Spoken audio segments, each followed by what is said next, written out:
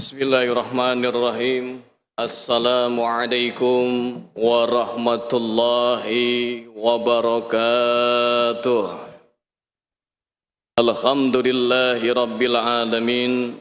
Allahumma salli ala sayyidina Muhammadin salatan taghfiru biha az-zunub wa tuslihu biha al-qulub wa tantaliku biha al-usub wa talinu biha as-su'ub wa ala alihi wa sahbihi wa man ilaihi mansub wa ala alihi wa sahbihi ajma'in, amma ba'd.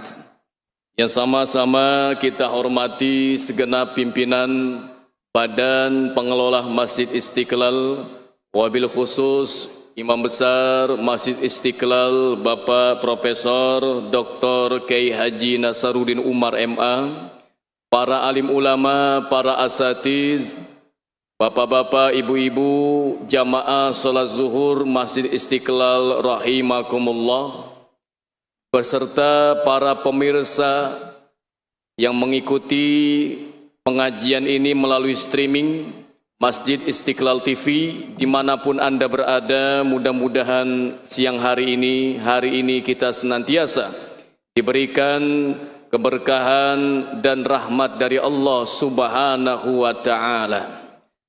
Alhamdulillah, siang hari ini kita ditakdirkan oleh Allah bisa sholat di Masjid Istiqlal ini.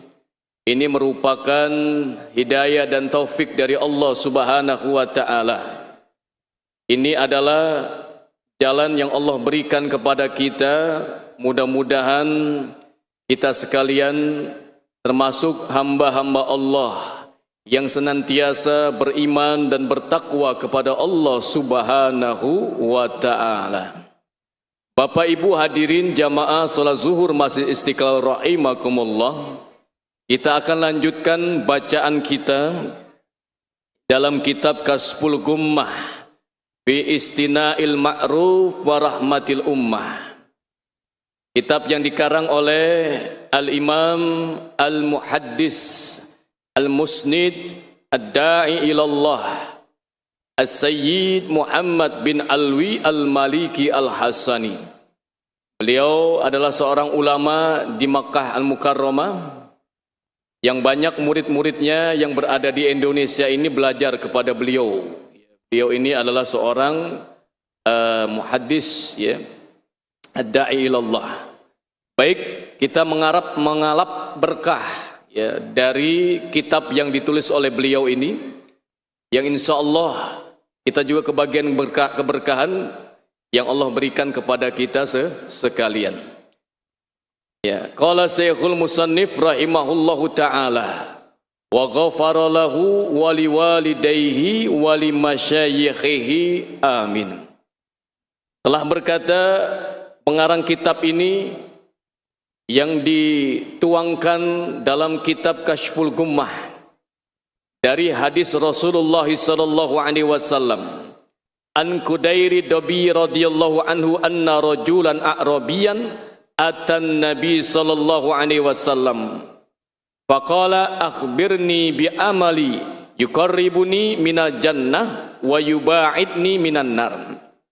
Ya, dari Kudaib Ad-Dabi radhiyallahu anhu. Jadi suatu ketika di zaman Nabi ada seorang Arab Badui. Ya. Ada Arab Badui. Ya. Ya. Datang kepada Nabi. Kata Arab Badui ini, seseorang pemuda ini bertanya kepada Nabi, ya Rasul, ya Nabi, akhbirni, berikanlah kabar kepadaku suatu amalan yang dimana dengan amalan ini saya bisa masuk ke dalam surga dan dijauhkan dari siksa api neraka. Faqala an-nabi sallallahu alaihi wasallam awahuma amalataka.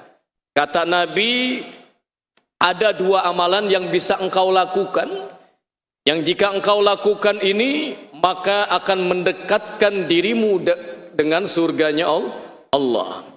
Kata Nabi, kata orang Arab Badui ini, pemuda ini, qala na'am. Kata Nabi, qala taqul al-adla. Kata Nabi, adillah kalian dalam berkata-kata. Ya, jadi amalannya adalah kita berlaku adil dalam ucapan kita. Ya, jadi jaga lisan kita ini proporsional, ya, adil, ya. Tidak menzolimi orang dengan lisan kita, ya. Tetap jaga lisan kita adil dalam berkata-kata. Jadi jangan berdusta dan sebagainya. Ya, ini tidak boleh. Apalagi menyebarkan hoax, ya, hoax. Ini kan musim, ya, menyebarkan berita-berita, ya, yang tidak benar. Musim biasa menjelang pesta demokrasi ini sedang panas-panasnya. Jaga, ya, jangan sampai berkata tidak adil dalam berkata-kata. Yang kedua amalannya kata Nabi, wa tu'til fadlah, berikanlah kelebihan yang kamu miliki. Ini amalan yang kedua. Ya, kita ini punya kelebihannya masing-masing, Pak. Ya, kalau dulu kita pernah belajar di pesantren, walikulli say'in maziyah. Pak pakai Budi, ya. Setiap seorang itu memiliki kelebihannya masing-masing. Ini jamaah di sini kan bapak-bapak masing-masing punya kelebihan, nggak sama. Ya, ada yang bisa mungkin bisa berretorika, ada juga yang bisa usaha, ada juga yang memiliki kelebihan masing-masing beda. Ya. Nah, kalau kita punya kelebihan, kata Nabi, berikanlah kelebihan itu. Jangan pelit sama ilmu. Ya, kalau punya ilmu, ajarin, kasih tahu orang. Itu amalin, kata Nabi. Makanya amalan berikutnya adalah berikanlah kelebihan yang kamu miliki. Kita punya kelebihan, ya, kita tolong orang, ya, punya harta banyak kita tolong. Itu namanya punya kelebihan. Ini amalan yang kedua. Watu tilfa qala. Nah, tetapi pemuda Badui ini mengatakan kepada Nabi, wallah la astati'u an aqula al-adla kullas sa'atin. Ya Rasul, demi Allah saya tidak bisa ngamalin dua itu. Ya, setiap mau berkata-kata tidak bisa setiap saat. Wa ma astati'u an utiyal fadla, dan juga tidak bisa memberikan kelebihan. Ya, maklum saja mungkin pemuda ini, Badui ini, ya, tidak punya apa-apa, tidak punya kelebihan, mungkin dia merasakan demikian. Apa kata Nabi? Qala fatud'imut ta'am wa tubsi salam. Kalau kamu tidak bisa berlaku adil berkata-kata, tidak bisa juga memberikan kelebihan yang kamu miliki, kata Nabi ada amalan yang lain, yaitu fatud'imut ta'am, berilah makan kepada orang yang membutuhkan. Ini amalan yang berikutnya, beri makan, ya, memberi makan orang yang lapar, ya, punya kelebihan makanan, kasih teman, tetangga. Ini amalan, Pak.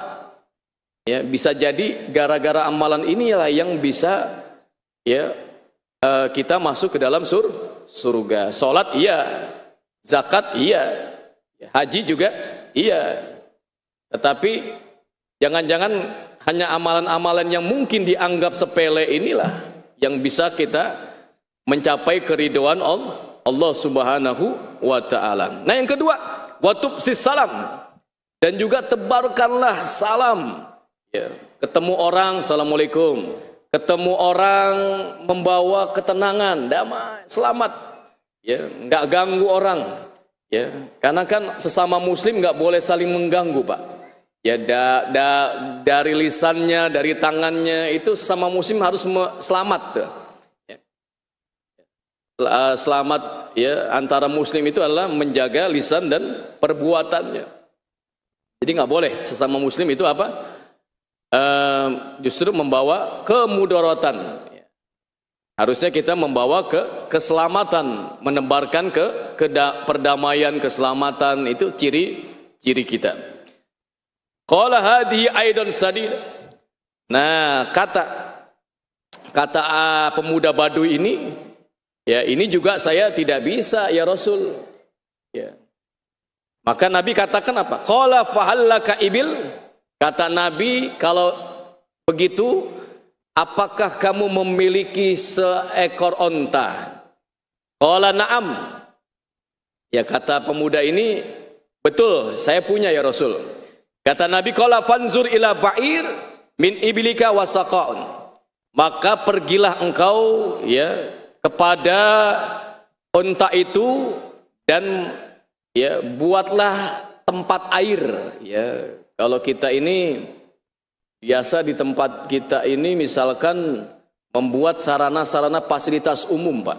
Ya, dengan yang kita buat air itu orang bisa wudhu dari situ, orang bisa minum dari situ, misalkan masak air dari situ, ya itu pahalanya besar itu, Pak. Pahalanya besar. Ya. Ini kata Nabi demikian. Summa a'mada ila ahli baitin la yashrabun ma illa ghaba faskim fala allaka la yahliku ba'iruka. Ya, maka berikutnya kata Nabi, yang kau pulang ke rumahmu ya minumlah ya, berikanlah minum kepada orang-orang ya dengan bejana itu ya. Faskim fala allaka la yahliku ba'ir ya, dan apa engkau ya sehingga engkau tidak membinasakan onta itu. Jadi dijaga dengan baik kendaraan kita, tunggangannya itu dijaga dengan baik. Memberi minum ya, itu pahalanya besar. Jangan dianggap sepele itu. Ya, kata Nabi ya, amalannya kan banyak. Nabi itu ya seorang nabi tetapi beliau itu jiwa sosialnya luar biasa. Ya, setiap hari ke pasar menyuapi orang buta itu, Pak. Itu Nabi kerjaan itu. Disuapin oleh Nabi itu. Padahal orang buta ini menghina Nabi terus, Pak. Ya, menghina Nabi, tapi Nabi nggak bosan tuh. Terus disuapi oleh Rasulullah. Ini akhlak Rasulullah tuh, Pak. Ya, itu amalan Nabi. Kalau kita ya mungkin nggak kepikiran tuh kayak begitu. Kita kan mungkin sibuk ya dengan pekerjaan kita, tetapi Nabi dari amalan-amalan inilah yang Nabi sangat memperhatikan. Nah, yang berikutnya wala yan khurik saqauka hatta tajibalaka jannah. Maka ya kalian akan mendapatkan yang namanya surga. Qala fantalikul a'rabi ya yukabbir ya. Fama in kharaqa saqau wala halaka ba'ir hatta qutila syahidan. Maka dalam hadis ini diceritakan bahwa ya tidak rusaknya bejana air itu, lalu tidak binasanya ya onta itu, maka badui itu ya menjadi wafat dalam keadaan syuhada. Jadi Bapak Ibu sekalian, ini gambaran bagaimana Nabi mengajarkan kepada seorang pemuda ya yang menginginkan ya idamannya itu tempat yang terbaik di surga, maka dia diajarkan amalan. Makanya ini ya amalan yang tadi tahapan-tahapan amalan itu ya mudah-mudahan kita bisa mencontoh dan mengikutinya. Nah, yang berikutnya, An Ali bin Hasan bin Syaqiq qala sami'tu Ibnul Mubarak wa sa'alahu rajulan ya Aba Abdurrahman qurhatun kharajta fi rukbati mundu sab'i sinin. Nah, ini ada sebuah cerita, Pak.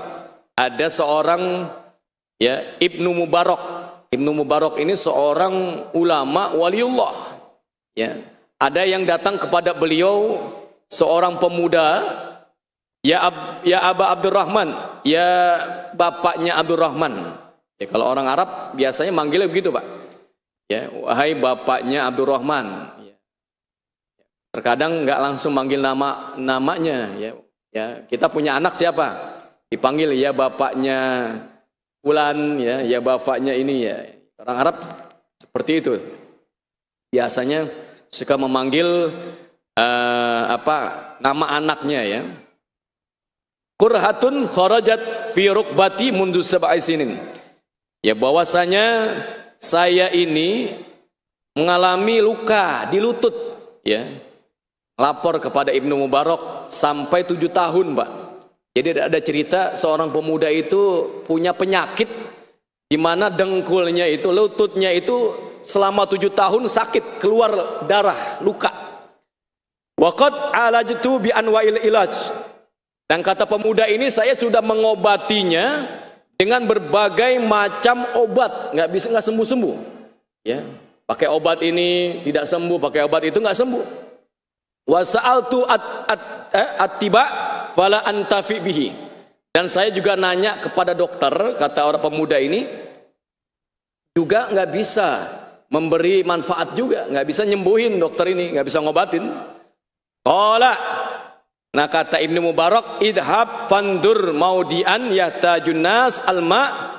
Ya, kata Ibnu Mubarak, engkau pergi, lihatlah ke suatu tempat yang dimana manusia membutuhkan air.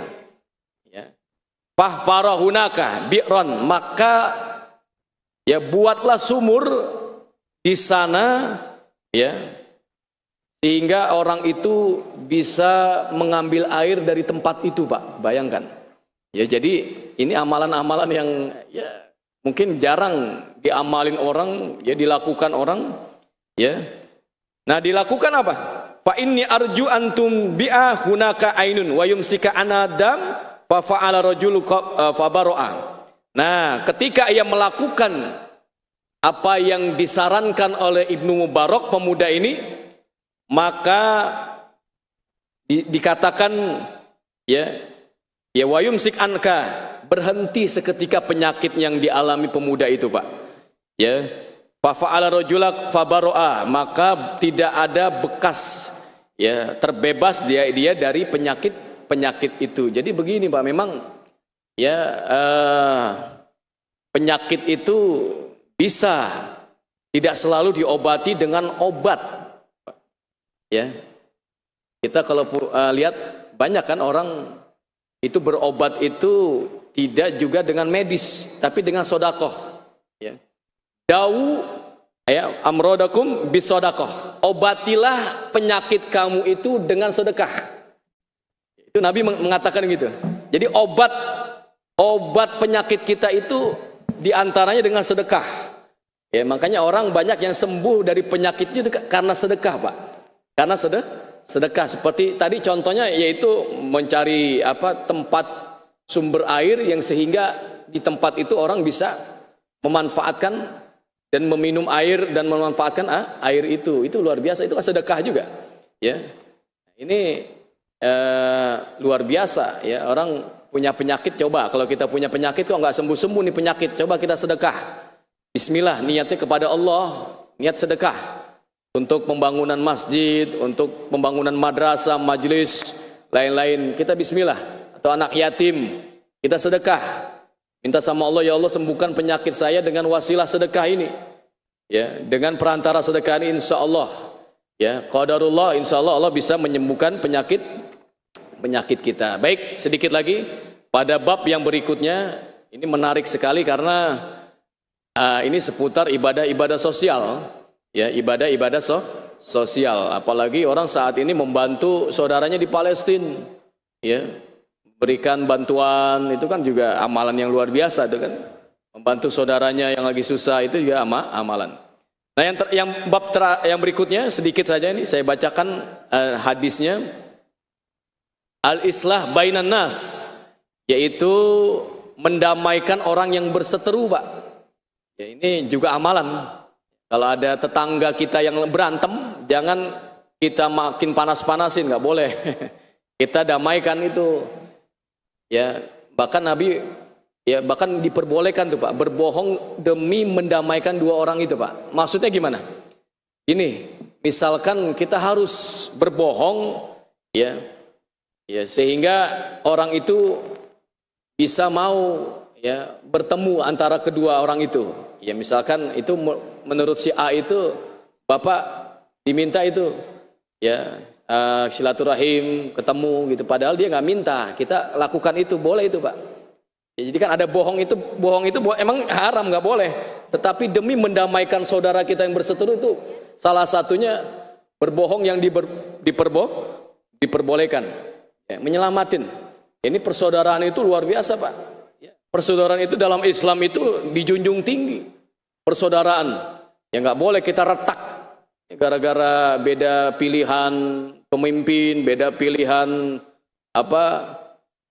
hanya kepentingan mohon maaf politik, misalkan berantem antara umat Islam. Nauzubillah, nggak boleh itu, haram hukumnya. Kita harus jaga persaudaraan tuh. Nabi kan membangun pertama kali Islam itu melalui persaudaraan, namanya, makanya dijaga betul persaudaraan. Makanya di sini dikatakan an Abi Darda radhiyallahu anhu qala Rasulullah sallallahu alaihi wasallam ala dua orang yang sedang berseteru lagi berantem. Kita punya teman beranteman nih, ya baperan, tahu nggak baperan?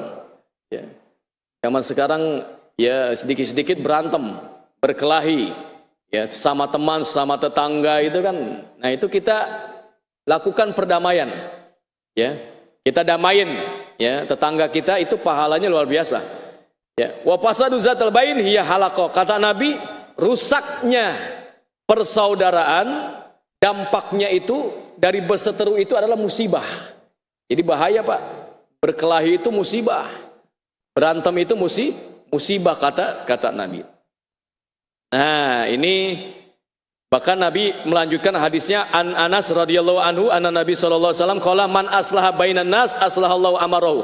Barang siapa yang mendamaikan antara kedua orang manusia yang berseteru di tengah-tengah manusia, maka nanti Allah berikan kebaikan kepada urusan-urusannya, Pak. Jadi kita diberikan apa? Oleh Allah, urusan kita akan dimudahkan. Wa ata'u bi kulli kalimatin takallam biha itqan raqabah wa raja'a maghfuran lahu ma taqaddama min zanbi. Maka setiap apa yang kita ucapkan dari kalimat-kalimat, ya, misalkan kita ngajak ya rukun, damai, ya jangan lagi berantem. Setiap yang kita ucapkan itu pahalanya seperti kita membebaskan budak. Ya bahkan Nabi katakan akan diampuni dosa-dosa kita yang telah lalu. Nah ini adalah amalan yang diajarkan oleh Nabi agar kita yaitu mendamaikan orang yang berkelahi berseteru. Ya ini musim-musim kayak orang lagi panas-panasnya ini, ya saling berantem, saling berkelahi demi kepentingan sesaat. Nauzubillah, ya Islam nggak boleh, nggak ngajarin tuh. Agama kita tidak mengajarkan ya berseteru. Bahkan Nabi mengatakan nggak boleh ya marah-marahan tuh lebih dari 3 hari, Pak, Bu. Itu kan kita sering dengar tuh ya tetangga marah-marahan lebih dari 3 hari. Wah bahaya ini, ya. Tiada maaf bagimu. Wah ini gak ada dalam Islam ya kata-kata ini, gak boleh. Kita harus saling memaafkan. Ya 3 hari haram hukumnya.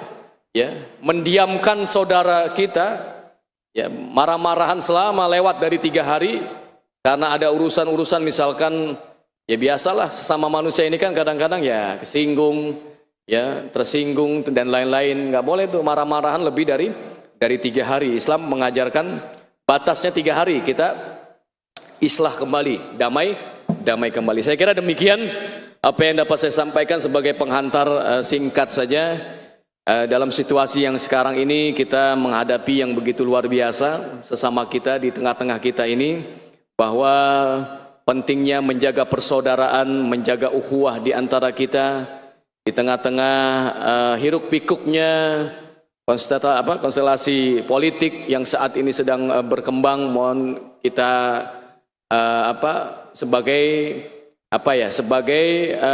cermin, ya, sebagai lokomotif perdamaian, ya, tenang, damai, jaga persaudaraan, jangan sampai berselisih, berseteru.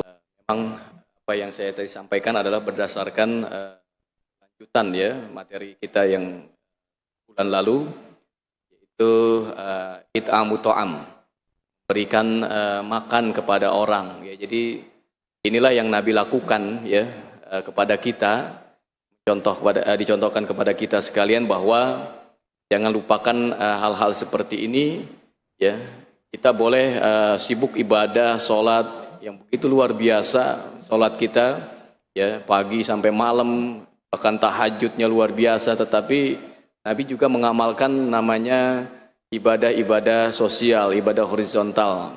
Ini Nabi nggak melupakan hal-hal ini, karena Islam itu bukan bicara ubudiyah semata-mata, ya, ibadah mahdoh semata-mata, tapi juga aspek yang namanya ghairah mahdoh, ya, berbuat baik kepada orang, tadi memberikan makan, ya, dan seterusnya. Memang ini ulama-ulama yang tingkatannya sudah sampai wali-waliullah itu sering mengamalkan amalan ini, Pak. Ya, dia ada uang setiap hari itu nggak lepas, sampai sepanjang hidupnya itu dia ngasih makan, ngasih uang orang gitu, Pak. Jadi luar biasa nih, ya. Banyak ulama-ulama wali-waliullah itu ngamalin hal-hal seperti ini, Pak. Inilah yang mungkin dia menjadi seorang wali, ya, karena pemurahnya, dermawannya kepada orang, ya. Ini luar biasa kalau kita bisa mengamalkan ini. Ya, kalau tidak bisa, ya kita setahun sekali saat buka puasa kita kasih orang buka puasa gitu kan. Ya, lalu apalagi yang kalau nggak bisa juga, ya seumur hidup kita lah, ya kita kasih orang makan atau apa gitu kan, punya rezeki kita kasih orang. Dan itu amalan yang luar biasa. Dan juga mendamaikan, ya, orang yang berseteru. Tadi dikatakan memang, ya, memang orang mudah ya berkelahi, mudah terpancing emosinya sehingga dia berantem. Itu biasa di lingkungan kita, itu di masyarakat kan begitu. Yang nggak bagus itu ya tadi berlarut-larut dalam, ya, perseteruan, ya, bahkan nauzubillah sampai 7 turunan, ya, itu kan ada, ya, dosa berkelahi sampai 7 turunan, nauzubillah, itu Islam haram hukumnya itu, ya, sampai mewariskan ya, perseteruan antara saudara, keluarga, atau perseteruan antara tetangga, nauzubillah, nggak boleh itu. Ya, sudah kita damai. Islam itu tadi mengajarkan kita mendamaikan dua orang yang berseteru. Saya kira itu closing statement kita. Ya, penting ini menjelang akhir tahun, ya, kita jaga persaudaraan dengan sebaik-baiknya dan juga menghadapi, ya, pesta demokrasi yang sebentar lagi. Ini kita bukan bicara politik, tetapi ini sering diabaikan, ya. Diabaikan sehingga, ya, demi kepentingan sesaat kita korbankan persaudaraan, nauzubillah. Demi kepentingan, ya, golongan kita kesampingkan, ya, persaudaraan, ya, perdamaian, nauzubillah. Jangan, sayang, ya, ini Nabi sudah sudah berusaha dulu menanamkan, ya, nilai-nilai persaudaraan. Sampai Allah wanti-wanti kan, wa'tasimu bihablillahi jami'ah. Berpegang teguhlah kalian kepada tali agama Allah. Jangan bercerai-berai. Ya, ini kan permusuhan inilah yang memicu beraian. Baik, saya kira demikian, Ustaz, sebagai closing statement. Mohon maaf sudah panjang lebar. Mudah-mudahan ada manfaatnya. Kita tutup pengajian kita ini dengan membaca doa kafaratul majlis. Bismillahirrahmanirrahim. Subhanakallahumma wa bihamdika asyhadu an la ilaha illa anta astaghfiruka wa atubu ilaik. Billahi taufik wal hidayah. Assalamualaikum warahmatullahi wabarakatuh.